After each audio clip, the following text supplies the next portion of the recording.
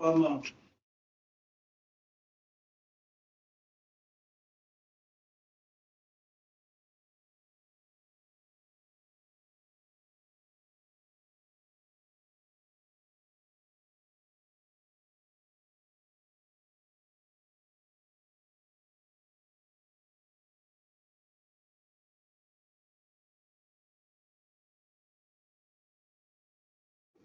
Yang tato taimi mata tai mano ya sa lo manilo po na fiu man mia por siali som ta o tu pito la mata mano e miso ati na e no tulang mon sa mawa i mo ta ko tu ya wa la ba no si ko fie so ta tu no ya on ta la fo yo la no mo ta tu si ya ta la te pe ta tu ai na tu stala ya ti fa tu no e man pie ma na ya ma tu te but mo hol to farmer fa na nai tu pena ma tu wa si la va al na au no to filmalo ya mo to a tanto nga venga fa fa tas ya ma tu maru po to nga venga ya so te maru po ta ma to la mo to po tanto nga venga so fa tas ya so so atu den nga nga ma wa la lo sa to ai fa sa la ya ai ya nga la va ya nga yo tanto si ya tu la mo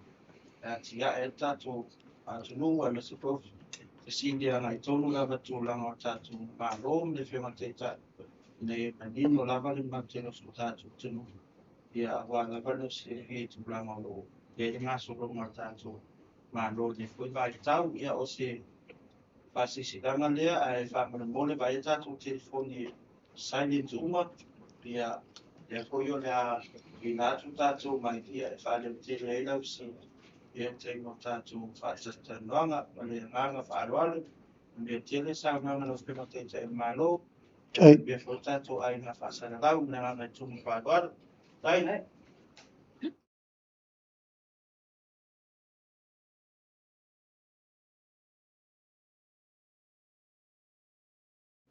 Se fo manuia malo le langi mamai le pa ia mawalunga o lau mai mo mai foi sa mo le nei tu lau le aso pa ia sa mo i ona tulanga whalupe i sa mo nei ia matunu mamao o folo fatu fatalo fatu ia le tatou por kalame le nei o le taimi ma le teitai o le malo matou fatasi nei le tatou mota ma le pa ia o lau tustala i ona tulanga whalupe li ma tamaitai televise fasalalau ia na o le wha moe moe ia o le sofo ia whai por kalame uma au nei o teitai o le malo ia pea mai a mai fono tanga al kapeneta ia e el tel tununga sa moa malau whafongo mai le toe vaea le whala oto walta o tongo pa ia msam whai ngai maruai si o tātou o tunu pa ia whaltala le lei ia tainane mamadu whale atunu ia mamadu whale malo whatalo whatu le nganga whalo alo patalo whatu foi le mai mo maita poi maita whai fia ungo penga ta whai langi matunu mamao sa moa atoa ma lorso i fomanuia ma lo le langi mama ia o le tatou asoruru nei o le aso foi o le tatou ona pongi ma le talo masani o le tatou malo ia o lo fatino ina ai le tatou fontanga le kapeneta pe ona tulaga o te tele ia ua lava le lufilufeina ia mawhainga o whaiunga le nei aso o alfa asolonga i lunga o le tatou malo i vai aso uma teitasi le so sa pasi ai le tele o i ngā fono patatia e ala i tutono mtanga luenga teitasi soifo maloloina le ngata i leo le tatou mtanga luenga o aonga siusio manga whatoanga whainga whaiva i le tele o whaiunga ese e ala i fontanga malanga ai meise ati na e whauau a le mtanga luenga ana le laltai au na matael tatou ana pongi a mai moe whaiwina na nei le tale ono tatou lotu i lunga o le tatou fono talo i vaia o le tatou porkalamene na ya solulu teitasi. Ai tamua atu le tatou whaiunga le nei aso le tatou kapeneta na whiriwhiri ai nisi o tofinga whaurulunga o mtanga luenga le tatou malo. I le vai aso mte nei sa whiriwhiri ai le tamaitai pule o le ofisa o tausi mawaenga. Ua tofi ai le sa tawaveina ia tuitonga Christina Angela te o Faitele, e toe tau aveina le mtanga luenga o tausi mawaenga o le si tolu tausanga. O le nei a tō whinga o malava na tu mawai vai tūlanga o le whiriwhiriina. E ala mai komisi ai mai se foi tūlanga o i la tōn whiriwhiria alo ia. Le toe tau aveina e tui tonga Christina o le tātou mtanga luenga o tausi mawaenga.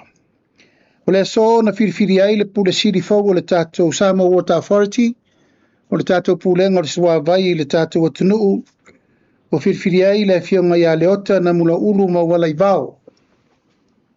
O maua o se tamaitai, maua whaifoisi lewa o na whainga luenga i tono o mtanga luenga au nanga tau swa vai le tātou atunuu.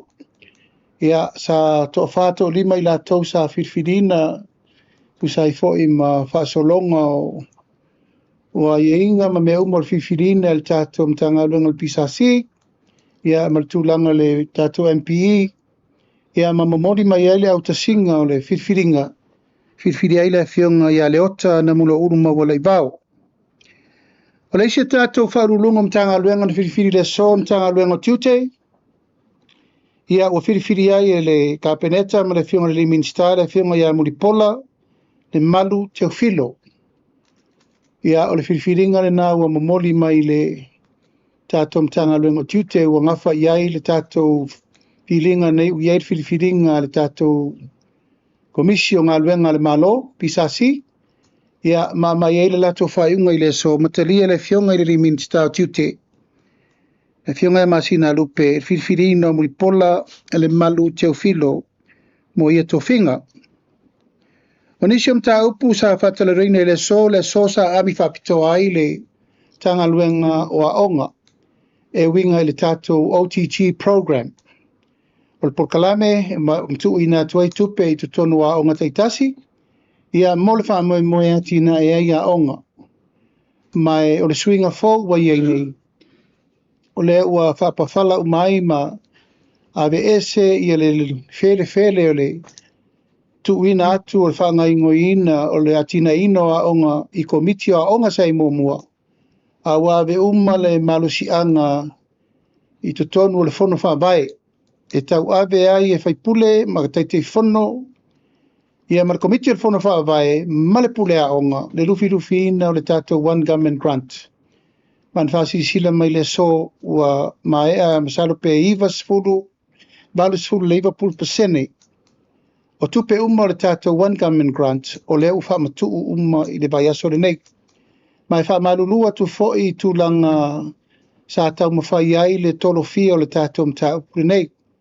O na o le tūlanga o le whesuia inga mai komiti ia tainane tu stupe tuai, tu stupe fau. Ia masainia i lātou o leo whiri e tau a veina le whaangai o ina. O le alanga tupe le tātou malo. Tele foi fetuna ingan to e whaia ono pasene sa whaunga e allocate ai lea pasene i lea matawhaioi ma lea matawhaioi. O te tala lea wanoa e mwhailava na fetuna i ai so se mea tala whenga i ai una fetuna i tupe. Paulava lea o le awana ni toa lia se tupe ai whaalu tupe tala whenga i mo le whaangai o ina ma le tongina o tūlanga o mea lo mana o mea. Ma e saini to tolu i la tolu tu stupe, e saini le pule a onga, e saini le taitei fono o le fono whawai, ma saini le komitio a onga i tu tonu o le fono whawai. A per whiriwhiriina o komitio fono whawai le teimile nei. Ma iei lava le sui o le fono whawai, o lana matawhai oi, o me tau a onga. Ia o le la tauna matei tuina o le whamoe moe. Ina iawane i to e ise me tasi e whale tonu i le ngai o ina, o le wha ngai o ina o te tonu a onga. So se matawhai o i lava e anga iai le ngarue ina o tātou a onga. Wa ave i foi le tua lalo, ma le wha manatu o le tātou kapeneta i le so. Ina ia whiriwhiri le lei tūlanga o le wha tūlangana o a onga amata. Ka ina ane le lestala ina mai o a onga fau. Ina ia ngāru e whatasi inu umai tūmalo o e o lo lātou tau mawhaia. Le tūlanga o le whatuino a onga fau. Ia ai tūla i ai le tūlanga o le whamoe moe ina ia o ngā tūsa fuafuanga le tūmalo, ma fuafuanga le tanga luenga o aonga. O le mela leo le umana whau le whale aonga le tūmalo, ai toi o mai lo viso aonga, o lo iei whawhita audi, le lava whai aonga, le lava me whaatino i me uma. O lo no winga, ai le i whausia se whale aonga whau, po se aonga whaatai tei whau. Tauna longo le tanga luenga o aonga i muri ta ia, me uma, mo le whaangai o ina. Utulanga uma peo na iaile, whaamoe tūlanga o me tau aonga i tono le tātou atino. Sa whatara noina fo i le so tūlanga o loo o iaile tāpenanga le tātou poloketi o le miliona tā la, o loo whaanga solo pea tau lumanga o le ilo ina o tārsanga e tuina mai te tonu o le tātou mtanga alwenga. Pea silfia ua tele i tūmalo u whamatu le lātou taitasi tesi malilua miliona tā la o le wha solo le whamatu ina o tūlanga o le tātou taise lau lima sifuk tā la. E iei tūmalo o opo e tūmalo o le tau wha atoa a lo wha solo pea ia inga e whamatu wai le taitoru se la wafi.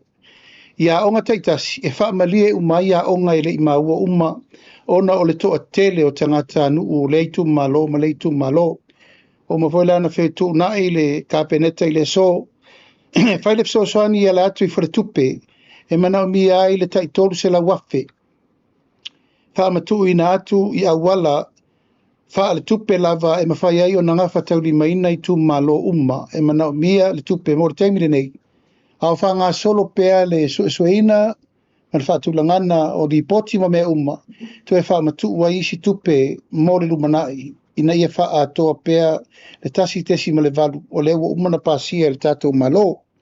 A li poti wo mai, e iei tu malo tuai, tu malo nei e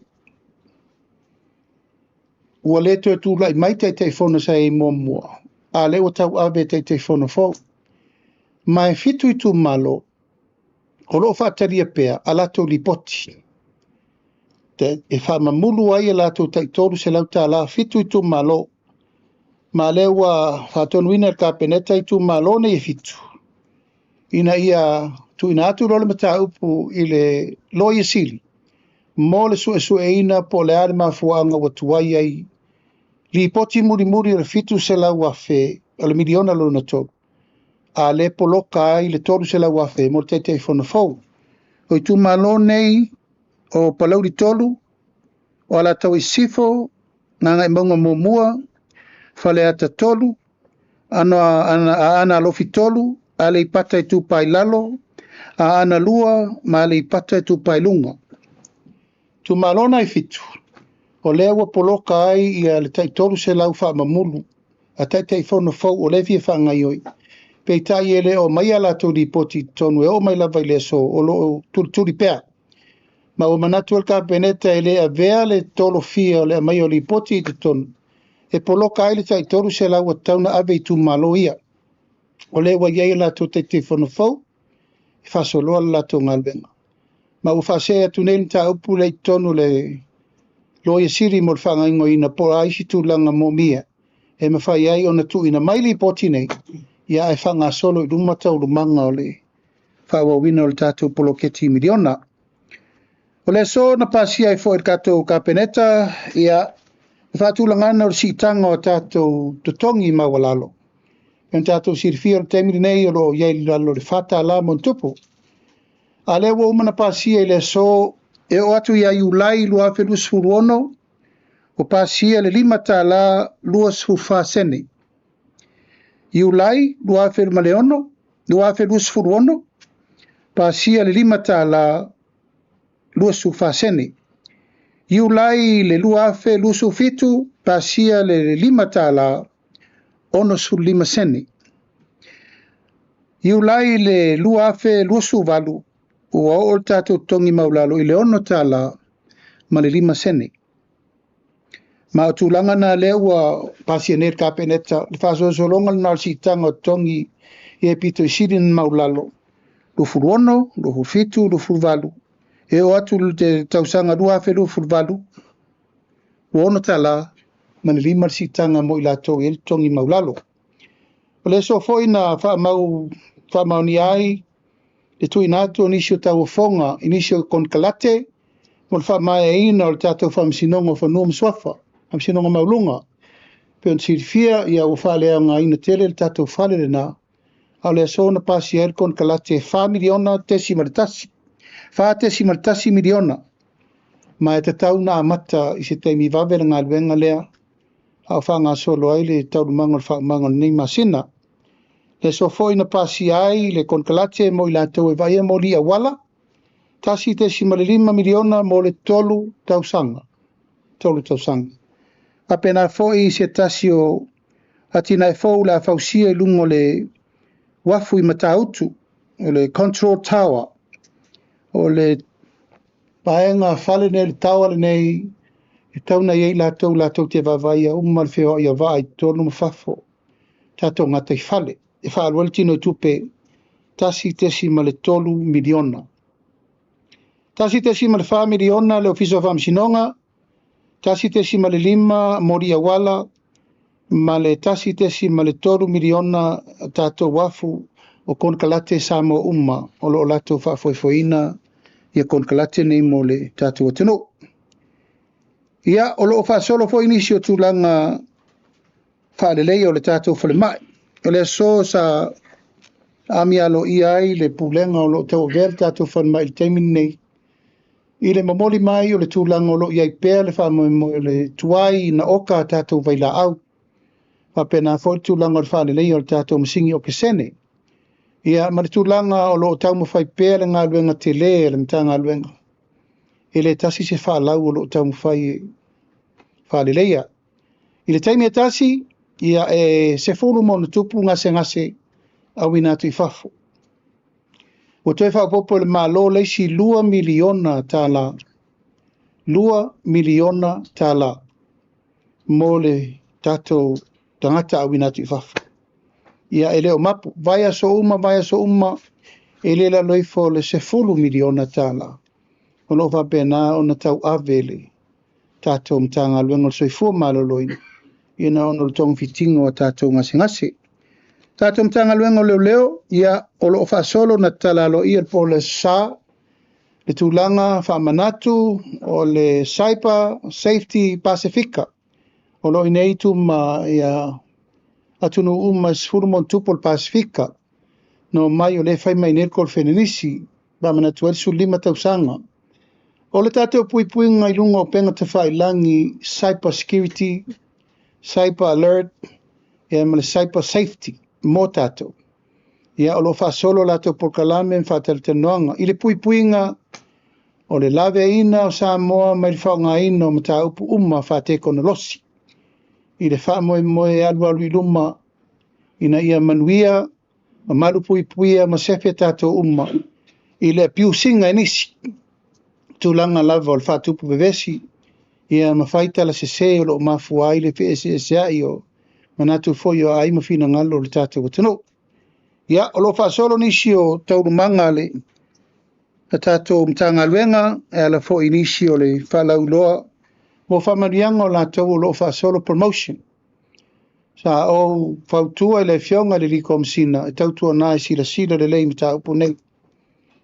vai le tulanga o famanianga ia i latou e talafega i matatau ai ina ia palasi saʻo le ulu o le fao e lē tafiafia faamaniaga mo aufaigaluega uma le malo ae fua le faamaniaga i le tagata ua tatau ona ave i ai le faamaniaga ma se foi latou tapena iai suʻega ma mea uma sa faasolo ia o loo faasolo pe taurumaga le matagaluega auā le faamoemoe o ia mataupu uma ia o nisi mataupu ia o le a talia le finagalo i loutou fesili mai lagana foʻi i le taulisi ia e talatuia le avanoa i lau fioga le tamaitai presidente the Chores Media Popular Association ia tatou talanoa ma tatou faasoa lenei aso ina ia manino ma malamalama faafetaitia le ua vai atu lavatoe a le itupao tamaitai le tele le tatou au media ae talatu le avanoa tatou talanoa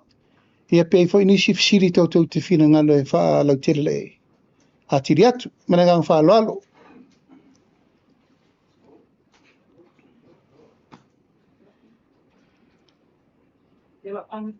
Amatala o fionga le Kristiani. Ia whaafitai mo le wholasanga manino na ua whionga le taitai. Ia whaiasi te alo tātou mata upuli nei au auli. Ala amata tuia I le konkarate lena e tā ua lena toi wha leir whale le whamisinonga ma o mōli. Tuna whapena se local contract le whaonga I le ngaluenga nei po se konkarate fo ile mai whafo. Peno whai atu o le official farm sinongo tātou inei. Local contract, whātesi maritasi miliona. Tātou lo malia tu lava ua ilo ia te ule swafa o le local contract. Whapena pela koe konkarate le whaatino ina tātou mōli. Tātou whona nasa tātou o vea fo I tātou mōli. O te le lopo o te isi whaare tonu au wanga ia tu lava I mga ala. Laua o kei a tātou mōli. E ana isi o mōli tau umila titi o tū. A wo vai lava wa mo se e ale tātou o masani voi tangata maustat tātou mōli. Patalo fatu lau fionga le taitai o le atunu uli nei tula le afiafi. Ma lolo nsai ia whaiva fo I matiu te o lo whianga I malau fionga. Whamol mole lau fionga se I toi whamanino mai lava le tūlanga le polo keti o le miliona tā la whamol mole. Le tolu se lau afe le whapea o le ele I whamatu ui si tu malo e fitu. Tolu se lau afe na mai le tasite si ma le 2 miliona. Pol tolu se la wafena mai le tupele o le pae inga o mawai atu. Kamol mole. O le miliona lo na tot. Mantua miliona lo na toru lea na wha mamulu ala mai alpa le ala ele ifsuia I whainga malo ele whainga palota. Tō fitu lai tu malo na ina ele toi fo I mai I whai pule nasa te fono ina. Ai wo mana wha mamulu le tai fitu se lau wafi. O le lai o maltemini o fitu I tu malo na u fitu la to te fono fo. Tu sala la ta ofi le o le whainga whaila. Wha mamulu fitu se lau wafi. A mele critical report. Pata nula critical report ma so e pesa lein whaonga. Wha mamulu rola I o tolu se lau wafi mulmut. Tu malo la ia fitu. Ele I o mai ala to a critical report mol miliona luna top.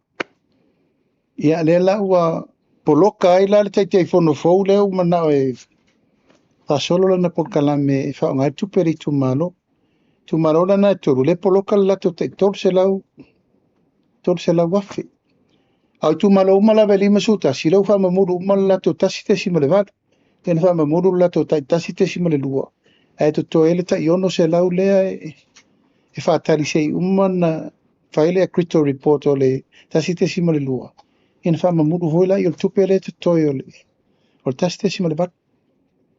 Tēnō whianga, lewa e sao noa le tūlanga lea, lewa la ora whaase I le official lawyer sili. Toi tasil masina o I le tātou 2 miliona fo I le eloma nei I le talo tupe ya Julai. O le asa e worst scenario o I tūmalo ne fitu pea whai wo o tua umare talo tupe o lele I o mea ripoti. E ona whaina I le tūlanga pe fo mela tupe ya whasale le anga. E ona whaina I a wano I tūmalo, kia meisi pea whai tūlanga papele. Ala na o lena tava vai miliona luna top ato vai mai o tu malo e fitu lena a fie le fitu selau a le ana release le lato tasite simale bat lena release lato tasite simale lua o le amatanga fōlena moitu malo umai e fō lato te fōn a le piriota le miliona luna tolu ele tu ua ik o le taitolu selau a fe lato lea e poloka. E ave tonu le special account. Se umana faile le afo ya le tusi umol fitu se la wape le o tu malo e fitu. Ena release ala ia. A sa wala li poti la le. E release. A sa wala li poti e vai fale tonu. Ena fitu o ina tonu la le utapa ile lo isiri. Because e fo le puini ule la polapa. Ia ila tonu handling na mta upul taimina na. Ina ya ua tulau lava ne ia fia matangi I tu malo per melet sao noi ia mar te fono fo ono le ami onga te fono tuai malanda komiti tuai Walau whiawa Te follow up ata le fesili le whamalmole. O le mata upule o le o iluma lo ia sili ua maua mai se whilo inga le taitai whono fōma taitai whono tuai. Po le ase mafua anga tono le o mai o li poti po le mea le wo o lo ia sili. O na lo maua mai le sota inga ele o mana na o au mai po le ase tūlanga. Whamalmole. O le tārsanga le nā le minista o tinamta mai ta ile so. Ua whiu tuli te whono tuai. Wale a mai li poti. Ele mwhaila na poloka ai tu malo i e fitu i le melea. Te la utu uro i di mole lo e siri pola le si awala. E mawhai ai o na wha malu sia le mai ngoli poti. Ma mu fau. E na lain whaile whai ungal ka pene te ile so. Fitu le tawana u te minne. Sa iri mai po le ale lato telo le tupel fitu se la wafi. E na whapenale na sa o loto le tu malo le lato tolo se la wafi. Ia ma se e ngaluenga le te whono fau. Tairo le tūlanga le saunolo whianga le 2 miliona. 2 miliona le o pasia wa ia tatonga senga se e watulawa i tunu mau. Whaamata o le ase numero talu na tula i mai le whainga malo lau whianga. Le ase numero whaitau o whai o tangata tato tunu o le ubo. Ua mai ia tau tonga mtoi fo i mai. Whaamonu. Manaya. Lawa mai a seri poki alo ia next week. Manaya lau siri. O te minne o watu mal 10 miliona me leu te 10 miliona. Se furu wha le rua lea. Ai au mai tau. Ua tolu tato malipu. Lua petolo. Ai manaya tele. E fia ni tasir maliura na mai nei mai intia. Pe lua intia tasir New Zealand. Ia male au ngā o le tato tupele le whaat. E fia ni tato mai na ave fini mai umanuia fini mai o lo wapenana wha solo le. E peno vai atu. Tolu company for mai New Zealand. Tasi fiti. Male lua intia. Mai fia tolu lua. Tasi. Ongo. 6 tato company for mai le tato te whengai. Ia te au lava ia o se tino i tupe te le. Ai o le fō le tau mwhoi whai. Ia la vea in tangata sto tele le tato tupe. Ia te au lava ia ta ua le alua tupe i le tūlanga lau tele i se fulu lusu whamiriona au whasau ina soi fua tangata nei. Paule me le tau mwhai. Ia se fulu whamiriona. Ai ato o tele rani tangata tweet. E le awala leo le mai specialist ni ta oto. Ia service o maina i tangata ele o mwhaina aveu. Waere mwhaina aveu matata o tangata. Le lawa tau mwhai tonga fiti, le ua wha lua wha tolu no mai fo mai fafo tweet, pe lua mai fatu. Le no mai tweeti nei i tangata se manu e maari liwa le mwhainto e ol balili. Le wa manino ia le whailo e lau whionga to whinga fōwal malo la wai e nei. E tu loa tu lawa i lau whionga o lau whionga minister o mtangalingo leo leo. Po le ase talala tamai o le se komisina o mtangalingo leo leo. Ele te mau. Lava on sai ele titir firing on mtangalingo. Ngana to sifia. Ele o se mtangalingo le titi mtangalingo official leo leo.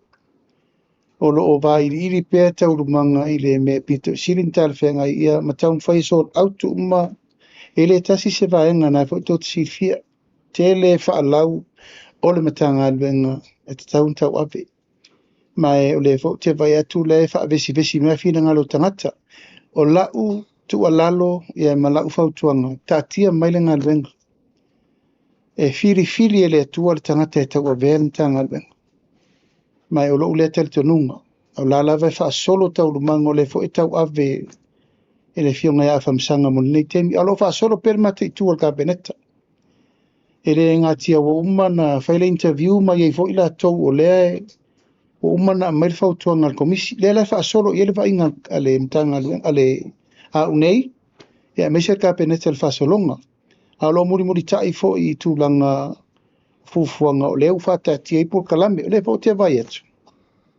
O le vevesi mai leo ia na mai New Zealand. O au na whaia le tusi le malo New Zealand. E mana o mia Samoa ni leo mai so soni mtanga lena. Including the hit and run. Anga leo te vai atu le lau se solo isi le matau. O leo to lima ia mai, to fula tau ma le section o le ofisa o le lue ngāri lue. Ai ai ma le leo i te tonu le investigation. E a fia le mele pe a fatau nuu le. Le susu enga le fai. Tu lau fo i le saunoa ngal komisina e wingar whirwhiringa o le komiti whapitoa. O mana o tālu sanga i le komisina. Tu e whapawhala lai titia lana tō whinga na whai. E iei le tua tauna mai o io le. Le atoanga o le mana onga na mai il whamsinonga. O le whamsinonga. Na whai mai whiri se komiti independent. Alo ia le. Ia, atonu lava o tāpenanga le fionga le li komisina. E tāpena lona whina ngalo mō whaangai ngoina. Ona o lewe vesi tele le tātou watunu u. E ala i le mta upu le nei. Ia sa mātou ftuna i watu vai. E tā tia mta upu se i whiri tā nganga le le komiti. E a fia le loia sili. Ma whiri tā nganga le le tangata e saufa whai le tomiti le nei. E le ia a fia mua i le mta upu le nei. Ai se aere le titi.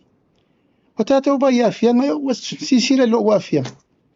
O le pare mio sa mo wa fia le mta upu. O inisio fai pule wa fia le mta upu.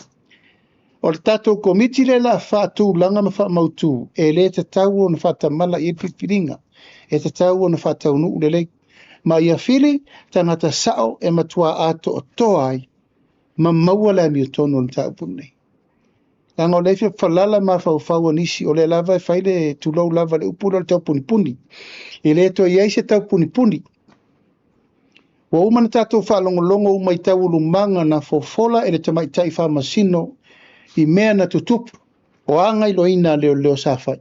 O asu enga leo safai. O a lape na iei. Le la fasao i. Mai wo to e fautua ina le minister le fionga le komisina le to e fitu na ile tu langa e te tawaina ilo le le komiti fapito ilo longa le taupune e a fia ila ma le le no fa tuai e ai ma le sao le New Zealand i te tonu le taupune e pe o le ese fa matalanga e mai fa pe ele a fia i na ala no mai le ia to lima o le tusina o vea i le komisina o le New Zealand, mana mia sa moa leo mai fai por kalame fa lauloa. Le la fa solo i nei, e a fia ila man matau pule. Ai o mana te fa mamla malanga laua a fia pe o lai tua ia i le komisina o le o firfi. I le matau pule au i fo ile sa a fia isi me mua. Mo le fa file muino fina ngalo le tunu, i le u fai atu.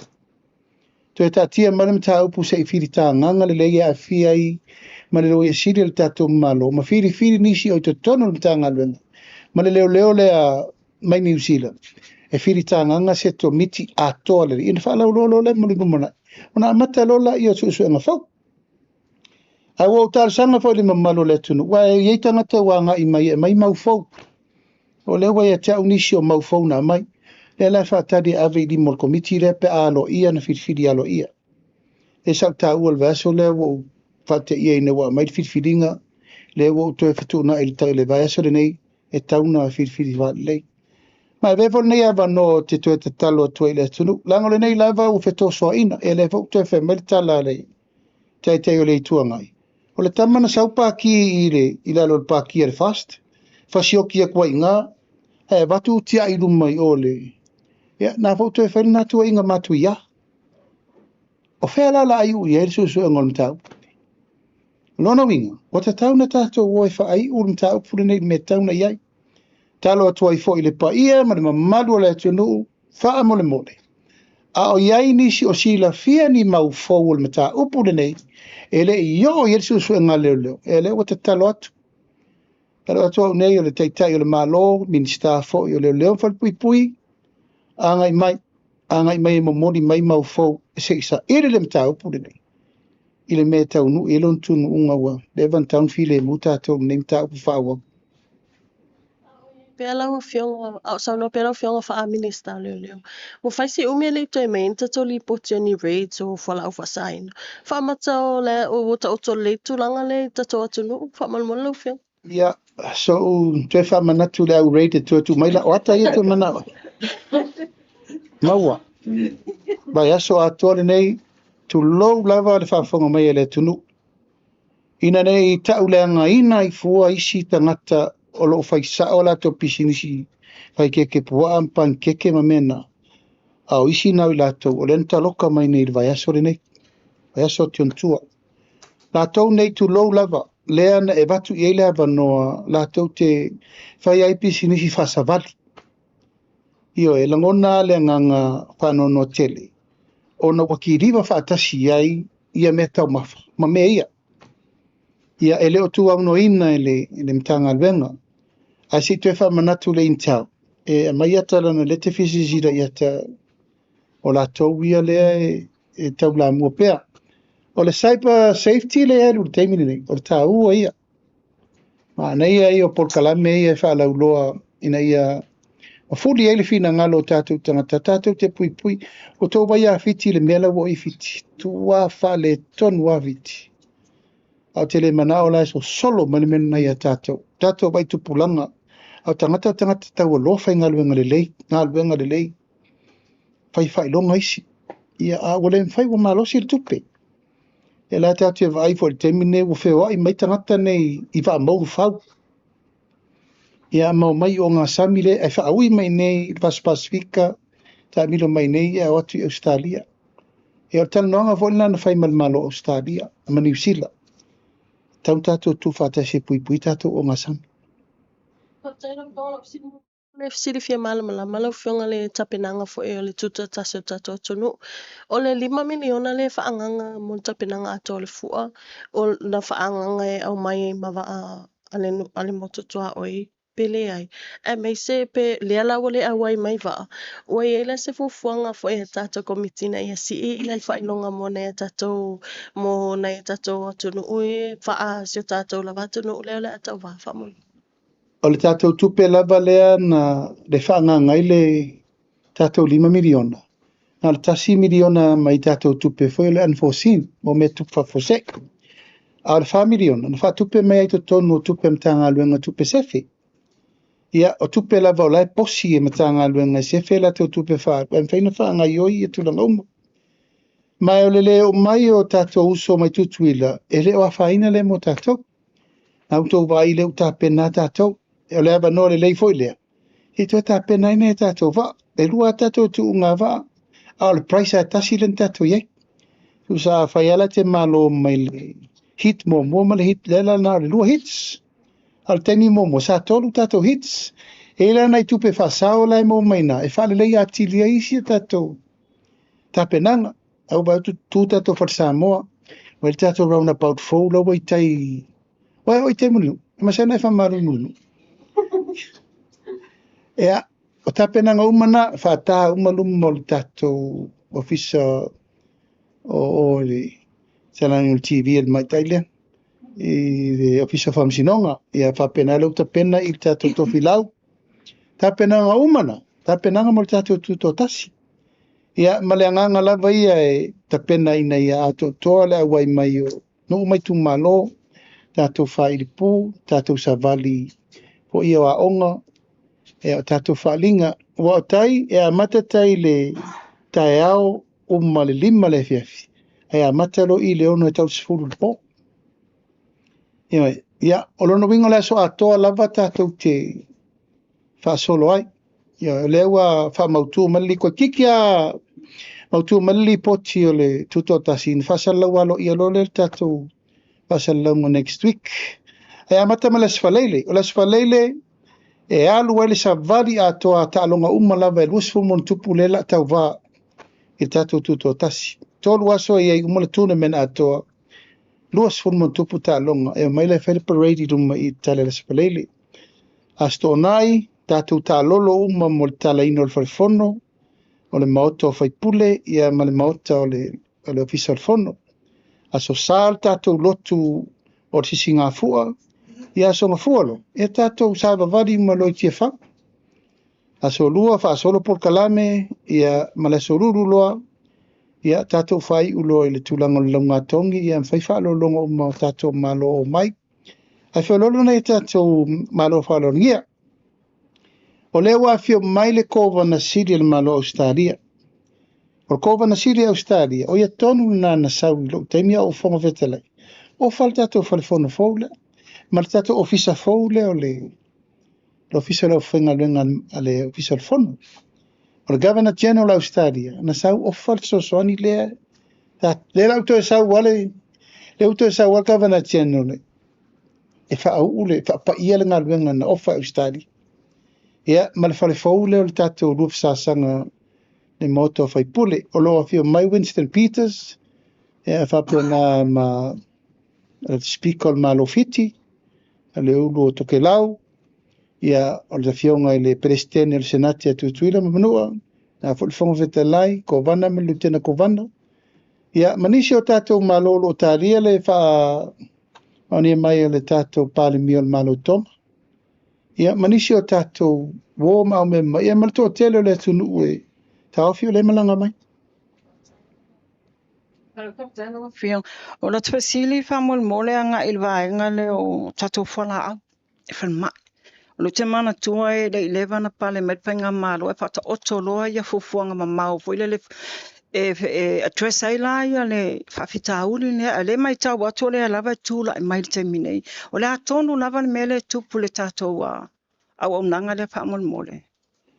e le titi le fafita uli le okaino fuala au on memo mo le no mai tau le talo mai fam talango le o mai o le fainga tai o na mau o ila tau koneti sa o tatou i factories o le o kai vai la o le middleman uma tangata nei a ngai mai o tulanga na le maua i le tulanga o le na maua mai fa mau mai mai o lo tam fail tatou malo ino mai tonu e faula lai ai ta la funa na oka ai le se metongia le foi sa tam fai solve le tulanga na ma fai se awala e fufu ai le okaina ina ia wani to motu ma tu o tau o fuala au ele se me e se lau wafe montupu vai la au ma fuala au ese ese a o tulanga le okaina ma me e maua isi company ele maua isi company e o mai le so ta au fo e matau te fono va bito ai ma le o tau ben tanga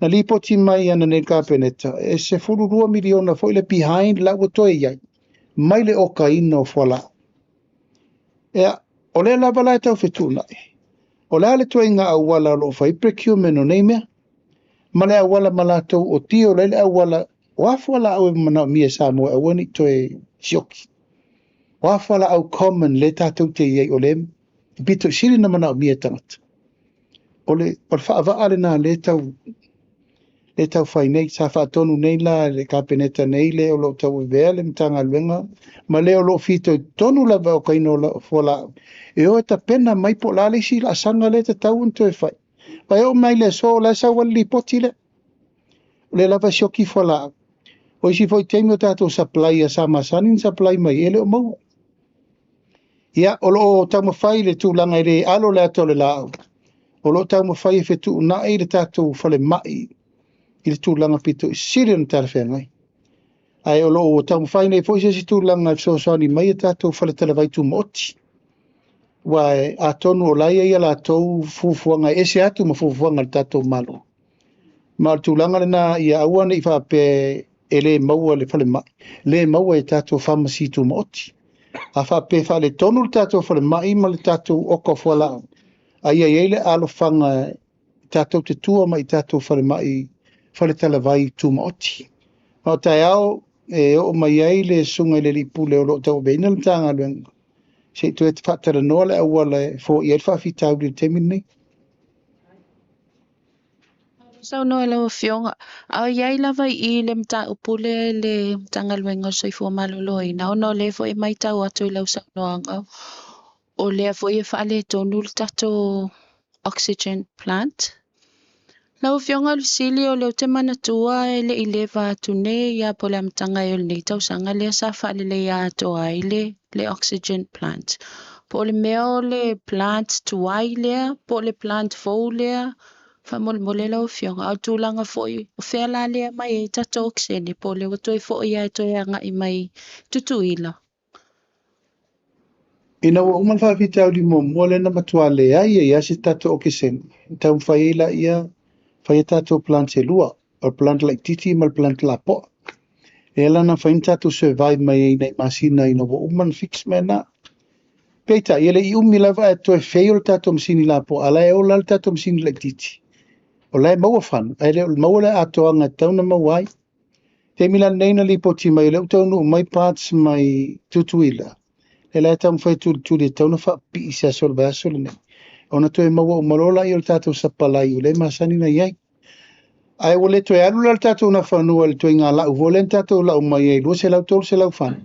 Awa mai na le amounti lalo le tatou Naomi e tuli el fainu mela le mana mia ma le tatou tamai oxygen like titi le e tatou te survival temini nei ono no winga o le lava el tatou supply ele o lava le fa lava mai tutuila a le tau fai fa fix le tatou masini lapo e ona fa tu langa ile o tatou tu mawo umale fa mo moi e le like titi fo le nam tau la fo I tau mawhai I le tūlanga e tele manono ia ne o lo tau mawhai le minsta amina na mtanga luenga soal pute.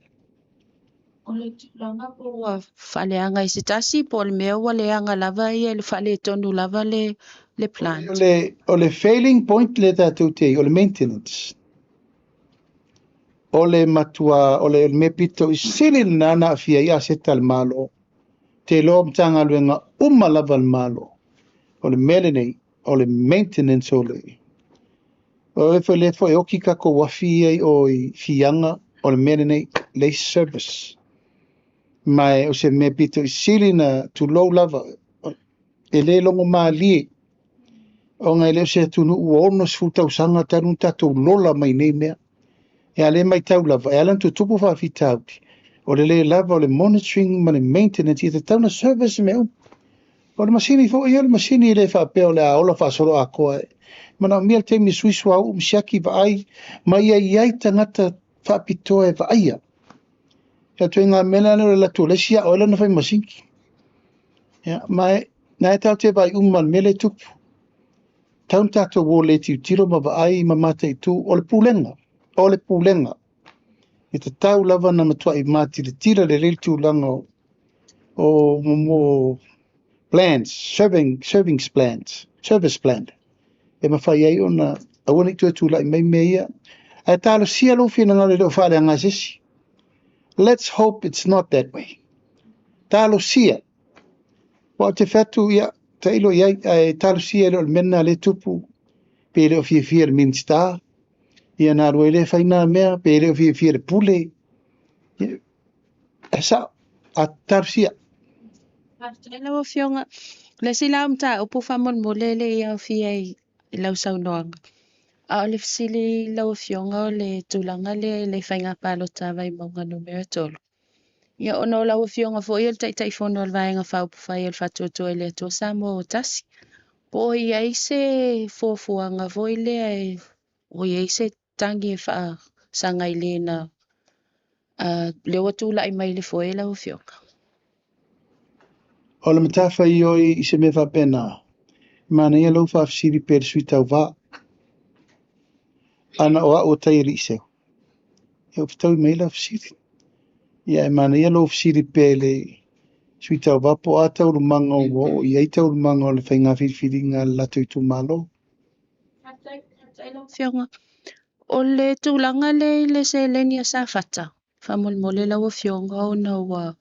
I la vanisi o wa whapsota I atu whapea ele I maua lava I le 10 miliona foi lea mo le tu malo sa whata whamol mo le po le ase update lau whionga. O mana averi o ina al kapineta lo ia. O te lola whele process o le tu malo lau o vai atu o I mauti noa sa o le account la evi tu piton. O te vatu foi lau tua lalo le tu malo sa whata lava mai le on sa. I umane foi nei mea o se tai solo e o altatu se lau limas futa lale le foi se tai solo fai awala fo isi o sui ngoa sui pe whanau fa ngal pe whanau tasi e se vai e me fo le wo ye e fai awala tonga fiti ata ngata a te tau fiele o te mamau te o te fesiri na mailo se tali alo ia le a wo umana se afe se lau ale tangata. Afe se lau tangata. sul miliona mo sa fata Sili muli fa mole la o fionga ona le te mana tua na ofisili vai aso lente a pe fia i aso malolo le fu. Aliana sa no la o fionga I tolu. Ai pe na vatule fa sisilanga le mtanga luenga o le MCO. E na ole aso nga fu ale aso malolo po le al fa mole la o fionga. kere man kuongo fa koe kotu o le ufa manino o kere man kua kai dong ye ke o seka falong au dang fa yeru po sa ola la etasi na le so fu lava ia fenga luenga isi aso Isi aso elu. E fa commission isi aso elu. Mo le ia fenga luenga matangata tu sa tatu fenga luenga mfalta to singa fu pa wala so ta wala na fa manatu ai wa sa va vali mai mtanga luenga le malo o le aso le tuto tasi ia e foi la wa fautu ina tato fale o loa talai uma le so fu aso lu o mo na vela vea il tato marketi le I marketi fole sa valalo o lo marketi funga le la o 24 hours au ila tato marketi le I sa valalo le la fai tato late nights ta tala mai al tae au tau disfuru po so mo fu aso lu ia e fa pisi e mo fa ngai fa le inga feo I tangata mo me uma mole ta penanga si Singapore ia Fafta yatu le tato maftanga le yaso to fionga I tamaitai tu stala me se foi le fafsiri mai le tato po kalame I never tell to nunga ia o le au ngale o le tato fafsoa I na ia manino ma malama nisi ma tau pu ma war tato fa mo moe o le atu faftai tele lo to wa fio mai mtala mai au sa moa faftai tele le mai mo mai le nei tu la le aso e for tell to nunga la papa velo faiva mtiuti o le nei vai aso I tātou o lia wha ingo nei vai aso mfufonga umala tātou whatan wai. Ai mamori atu mo ngā lofa o nei vai aso I le ngā solo mai fo I o le tātou fontanga tele I malua, malu maulungo le kālisia I o na tulanga whalupe, ma fuato ina, I tainane le laula wafono, I a tainane matafa le fia, matanga luenga mpulenga fia, a walta wa me ina o le tātou fontele fo le nita usanga. Ia, papena fo inisio e kalisia wa amata fo I ona ngā solo mai fo I o lato fontanga ia. Wai taimi lava o le lufi ina ma le soa ino le pule. A wale manuia lau tele o le tātou whamoe moi le tua malona whina ngalo. Tātou tele tununga wha kewsiano e ala I tātou e kalisia. Muni atu mo ngā lofa mo I lato uma lava wa fio mai ia matala mai ao ia mo le whamoe moi. A wai whaatasi a wā fontanga e mese fo I whiau whale ainga. Tiute whale tu malo ma tiute whale malo. Tātou tarusia le lofa malanga le leio le tua. E tailo to so I fo manuia I le whae wina manuia. Ia, mo le atu mo ngā lofa nei fiafi. Tātou turiloa le fono talo le tale ono. I le maota o vaia. Mau te walau lia whapito atu ele tātou au tu stala uma. Tātou ose o tō whanongongo le upo. Ia, fau e voilau tō si sila mano tō whafonga le upo fola le tua. O tere tō whafonga I tala sala lau le ea mo le vate tea. E mese o penga ta whai langi. E tai tātou soi fōmanuia sa moa I le si foi aso luro o mua. E whaftai le tau unanga ma le tāpenanga le tātou ofisa. O le malo, whianga pesta me lau whenga luenga atoa, tūtino. Maise le tātou TV9, FM, ma le tātou 2AP. Ia, manu tere ina le ne fiafi. Mātou alo rofa tele atu, soi fō mai manuia.